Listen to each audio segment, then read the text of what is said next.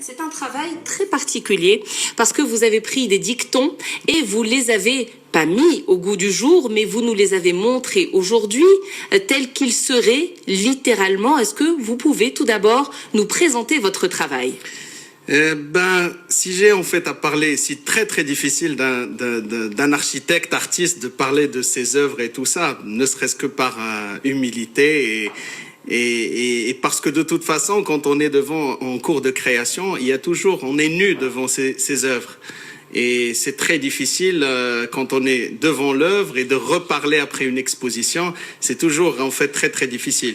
Mais ce que j'ai essayé en fait de faire en toute simplicité, c'est d'essayer de réinterpréter un peu la sagesse populaire d'un point de vue contemporain et faire un assemblage de mots dans des boîtes à merveilles. Ça veut dire j'ai pris des dictons, des vieux dictons qu'on utilisait, nos grands-mères, parce que moi j'ai l'habitude quand même de côtoyer les personnes âgées soi-disant, mais je me suis trop imbibé de leur savoir, de leur sagesse, et c'est ce qui m'a donné en fait l'idée de faire cette composition entre les deux, donc de prendre le dicton dans sa nature, dans ce qu'on est en train d'exprimer, et puis après d'essayer de rajouter quelque chose. Donc c'est dans cette tension entre le dicton et les objets qui sont exposés, c'est là où ça se crée en fait une œuvre. Pour les objets, en fait, c'est une représentation des fois littérale des vérités syntaxiques, et du coup, en fait, ça donne quelque chose d'explosif des fois. Donc, oui, c'est très drôle. Il y a beaucoup d'ironie, il y a du sarcasme, il y a de l'humour. Vous plaisantez, vous vous amusez. Ça se voit quand vous retranscrivez à votre façon ces dictons qui viennent d'une sagesse d'il y a plusieurs dizaines d'années, d'il y a très longtemps. Alors, comment est-ce qu'on fait pour travailler entre cette temporalité-là et le XXIe siècle ? En fait, Marcel Duchamp disait que l'art est un jeu entre tous les hommes, de toutes les époques. Donc pour moi, en fait, ces œuvres-là, c'est quelque part en fait un dialogue intergénérationnel et en même temps dans le temps.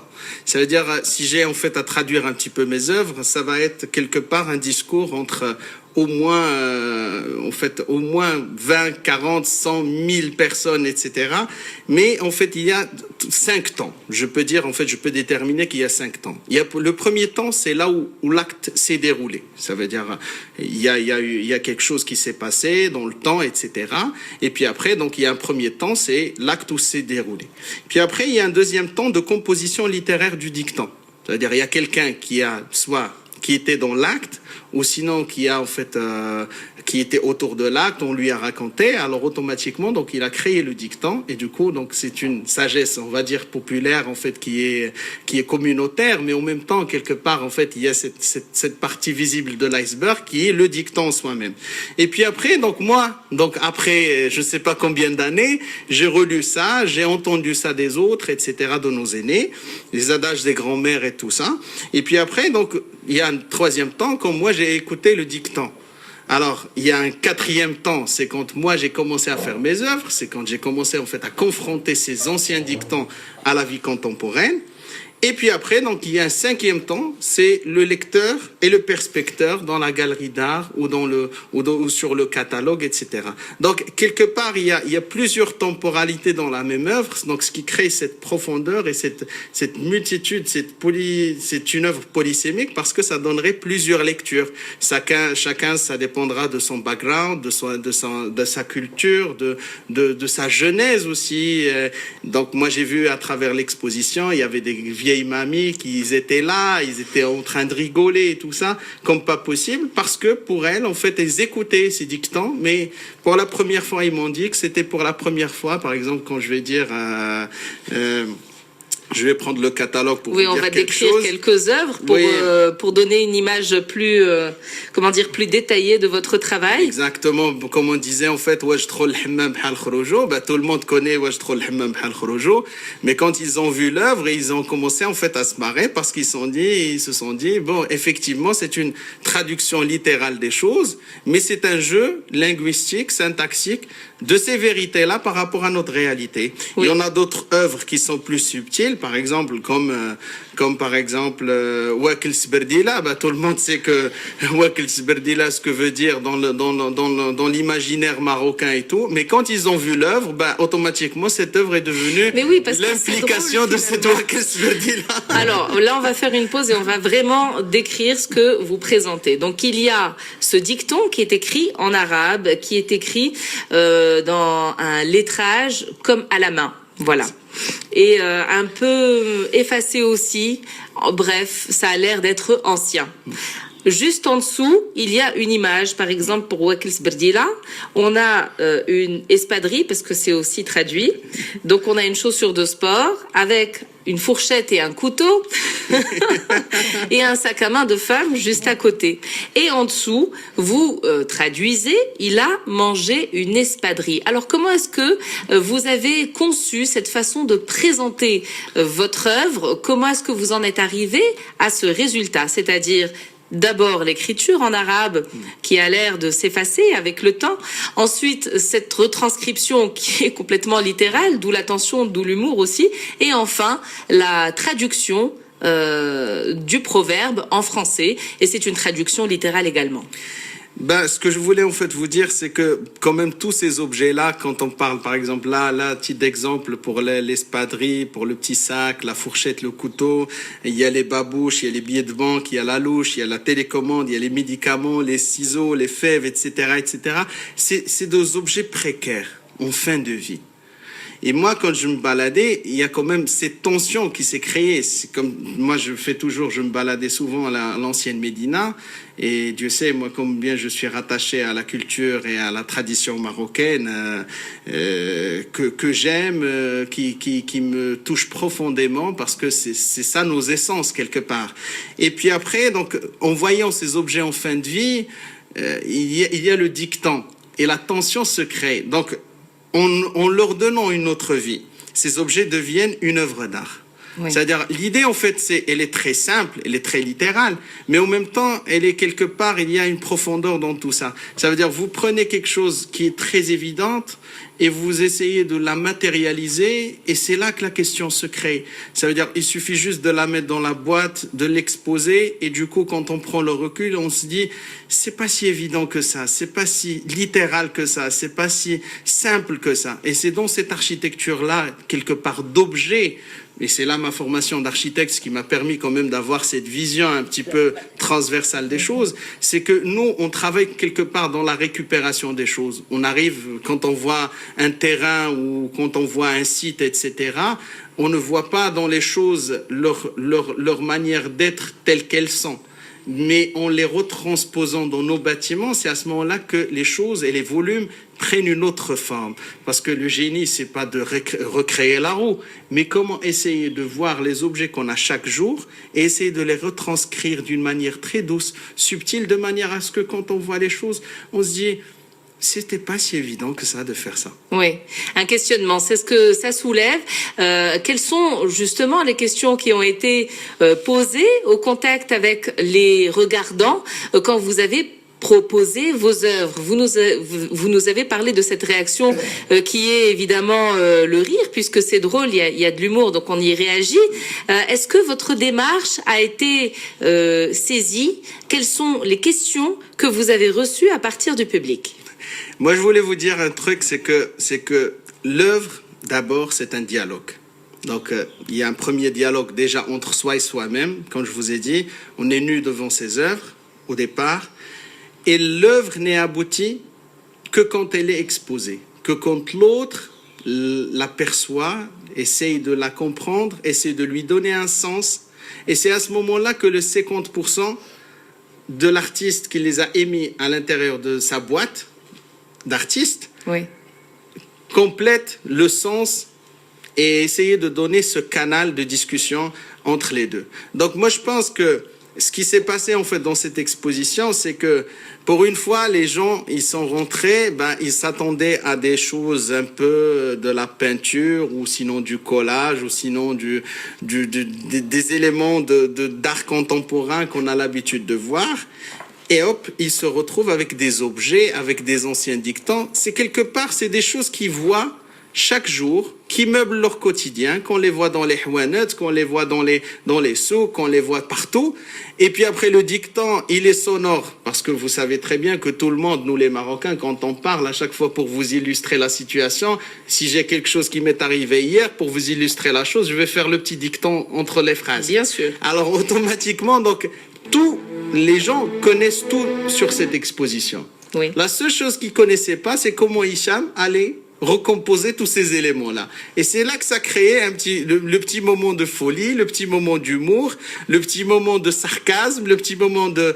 Tout le monde sait tout. C'est-à-dire, mon exposition, elle est pas vraiment, c'est pas quelque chose que j'ai ramené d'un autre pays, c'est pas quelque chose que j'ai exporté, etc. C'est quelque chose que tout le monde connaît, mais ça a été fait d'une manière très simple, subtile, et en même temps, très percutant, parce qu'il y a des choses que il y a la première lecture, mais il y a aussi la lecture profonde de tous ces éléments-là.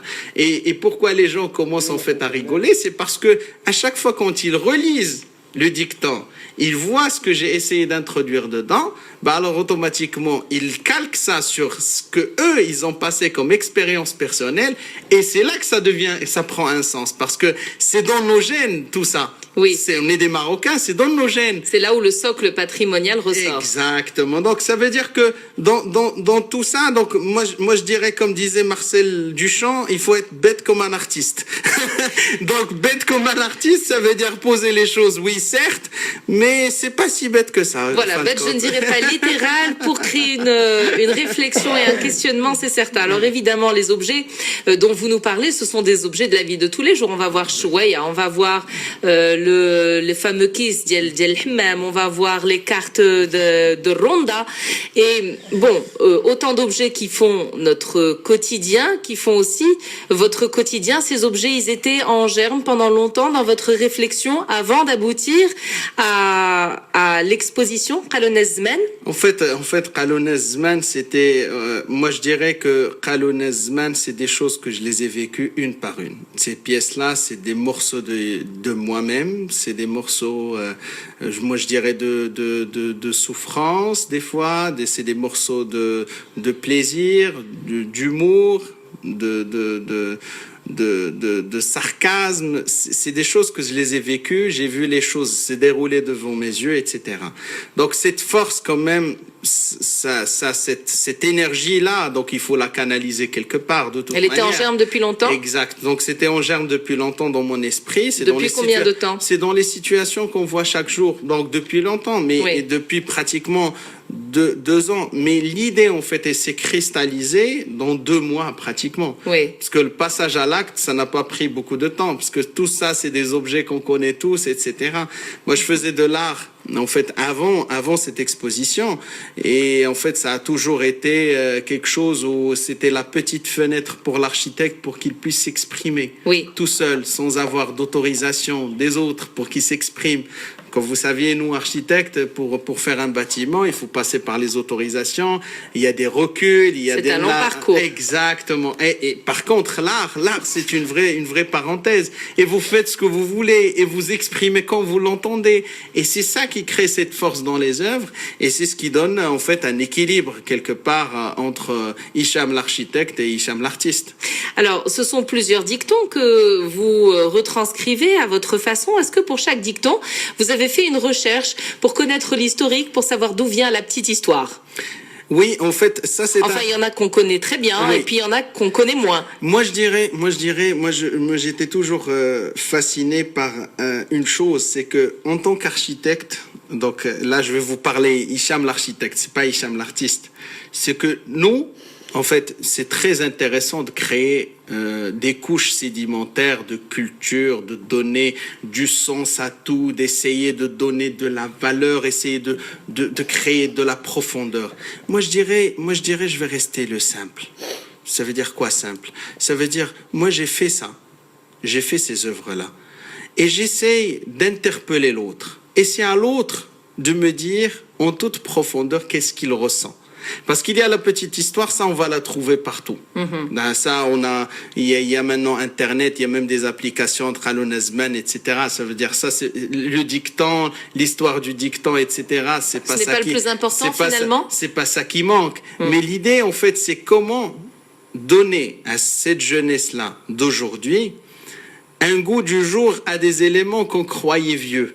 Oui. Et c'est ça le plus important. Mais ils ne sont pas vieux réellement parce qu'ils Exact. font partie de notre Exact. quotidien. Ce Exact. sont des mots qui ressortent assez souvent et puis souvent on ne connaît pas la petite histoire. C'est pour ça que je vous pose également la question au sujet des origines de ces fameux dictons. Et ça existe en fait, il y a des livres. Moi j'ai fait des recherches, j'ai trouvé des livres et tout ça. Il y a même un grand monsieur en fait qui a fait un travail remarquable là-dessus. C'est notre grand docteur Si Mohamed Ben Sharifa en fait qui a travaillé 5 tomes sur les Khalonazman avec les Lahajat, avec les Jarbatiya, les Jalmarrakchiya. Il a essayé d'interpréter ça, de vous expliquer mot par mot, de faire tout un glossaire là-dessus. Ça veut dire, il y a tout un travail académique dans le vrai sens du terme, et intellectuel dans ce sens, qui a été déjà établi par nos aînés d'ailleurs. Oui, par donc plusieurs ça auteurs, existe. absolument. Mais Au moi, niveau ce de que la j'ai traduction également. Exactement, au niveau de la traduction, au niveau de phonétique, au niveau de la sémantique des éléments. Moi, je dirais que le travail intellectuel, littéraire, scientifique, académique des choses, il est déjà fait. Déjà été fait. Alors, mais maintenant, pour donner aux jeunes des choses comme ça, avec les jeunes de l'iPhone, les jeunes de Facebook, les jeunes de ceci, de cela, pour eux, ils n'ont pas le temps de lire. Donc, il faut aller dans une culture de l'image, pas trop. c'est plus percutant. Mais je pense que c'est dans cette dialectique qu'on va les tirer, leur tirer à quelque part, de leur dire, bon, si vous voulez la continuité, bah, il y a des livres qui vont vous expliquer le sens profond de chaque élément. Et c'est dans cette dialectique que je pense que le rôle de l'artiste est important. C'est comment allier cet univers académique avec, en fait, les gens, de les réconcilier d'une manière très simple. Vous considérez comme un lien, finalement, un pont, peut-être une façon différente de voir, mais plus facile aussi? Je pense, parce que moi, je le pense profondément. Parce que, de toute façon, nous, en fait, c'est pas ça, c'est notre culture, en fait, elle est très, très riche. On est toujours confronté à notre culture, Tabarakallah, notre culture, en fait, marocaine, avec toute sa splendeur, toute sa cuisine, sa décoration, son architecture, ses traditions, sa sagesse. On a une grande culture. Et c'est ça qui est grande richesse. Et d'une très très grande richesse. Ça veut dire, quand on est marocain, c'est pas juste de dire, c'est pas un dicton, c'est dans les gènes, c'est dans l'ADN. On est marocain, c'est beaucoup de choses. Et moi, je pense que c'est là où notre fierté et c'est là où existe notre force. Alors, pourquoi avoir choisi de traduire également en français ces dictons, puisque c'est la 3e étape de vos œuvres? On a tout en bas la traduction littérale en français. Pourquoi avoir fait ce choix? Moi, je pense, bon, je vais pas dire en fait que j'ai essayé de me limiter au français, loin de là, mais c'est juste en fait d'essayer de lui donner un petit sens pour les personnes qui trouveront un petit mal à comprendre en fait l'arabe, parce qu'en fait il y a des mots qui sont d'usage. Une traduction sophistiquée. Dans dans ce fameux patrimoine. Alors, est-ce que c'est dans ce cadre que vous exposez, dans le cadre de la célébration du patrimoine immatériel? Racontez-nous comment s'est fait votre rencontre avec ce lieu d'exposition qu'est la Villa des Arts. Comment ça a été appréhendé quand vous avez présenté votre projet qui est quand même très particulier? Moi, je tiens quand même dans cette exposition quand même à rendre hommage à 2 personnes qui travaillent comme je dirais comme des abeilles pour faire c'est des abeilles, c'est de vraies abeilles que j'ai rencontrées et ils travaillent en fait d'une grande qualité. C'est Madame Naïma Slimi et Monsieur Hassan Zaïm qui sont les responsables de la Villa des Arts. Et quand ils ont vu mon travail, automatiquement ils m'ont proposé d'exposer chez eux. C'est des gens d'une grande qualité, d'un grand professionnalisme et ça fait énormément plaisir de trouver ces structures-là au Maroc, structurées, avec des gens d'une grande qualité, avec une grande profondeur d'esprit. Ils ont pris les œuvres, ils ont vu et ils ont chassé ces œuvres-là. Oui. Et ils m'ont expliqué, ils m'ont laissé m'ont donné cette opportunité d'exposer à la Villa des Arts et de faire partager ça à tout le monde quelque part. Donc moi je pense que l'idée en fait d'exposer, ça a été pour moi au départ, c'était vraiment, je m'amusais pour faire des petites pièces pour mon bureau, ni plus ni moins. Mais quand ils ont vu les œuvres, etc., ils m'ont dit que c'est dommage que tu gardes ça juste pour toi et pour ta famille, tes clients. Ça serait bien que tout le monde puisse en profiter, oui. Avoir une idée un peu globale de ça. Et je tiens quand même d'ici de les saluer pour leur travail vraiment très très professionnel et pour leur qualité d'exposition. Alors pour essayer de donner une image encore plus vivante de ce travail et de votre exposition, quelle est l'œuvre qui vous a le plus fait sourire dans ce que vous présentez actuellement? En fait, l'œuvre qui m'a vraiment touché, parce que dans l'exposition, il y a quelque part deux... Sourire, pas ému, parce qu'après il y a une deuxième question. Bien sûr. En fait, celle qui m'a vraiment souri, c'est en fait une œuvre qui a été faite par une petite artiste, vraiment qui a 2 ans et demi, accompagnée de sa maman. Donc c'est en fait Kharmiz. Oui. Parce qu'en fait, il y a ma petite fille qui s'appelle Rita, donc elle m'a vu en train de travailler, elle a pris un petit bout de bois, elle a commencé en fait à dessiner son petit truc avec les feutres, etc. Et à la fin, je lui ai dit, mais c'est quoi cette Kharmiz, tu m'as bousillé une pièce, etc. Puis après, il était là avec sa maman, il me disait, non, mais laisse-la s'exprimer, etc. Mais je lui ai dit, mais c'est pas si mal son truc, attends, c'est vraiment très, très intéressant. Et du coup, hop, la jeunesse de la pièce, Kharmiz. Très bien, d'accord. Alors, c'est celle qui vous a fait le plus sourire. Laquelle vous touche le plus? En fait, laquelle qui me touche le plus? Aïe, aïe, aïe. Parce que elle, toutes me touchent, vraiment me touchent profondément. Mais en fait, celles que vraiment j'ai... Elles sont toutes mes petites, elles sont toutes... je les aime toutes. C'est vraiment très, très difficile de faire... C'est une question que les artistes n'aiment pas généralement. Oui, parce que c'est très difficile de faire... Tu sais, toutes elles ont une histoire, toutes j'ai vécu avec elles des choses très importantes. Mais moi, je dirais, c'est... Aïe, aïe, aïe, la question, elle devient très difficile. Bon, d'accord. Alors, on va dire qu'elles sont toutes très touchantes parce qu'effectivement, elles doivent... elles vont se fâcher contre moi et du coup, je vais me les retrouver. Non, on ne veut pas créer de malentendus.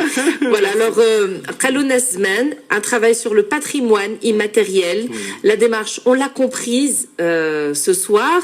Est-ce que vous avez une autre idée, toujours dans ce cadre-là, qui peut être en germe et qui peut-être donnera lieu à une prochaine exposition?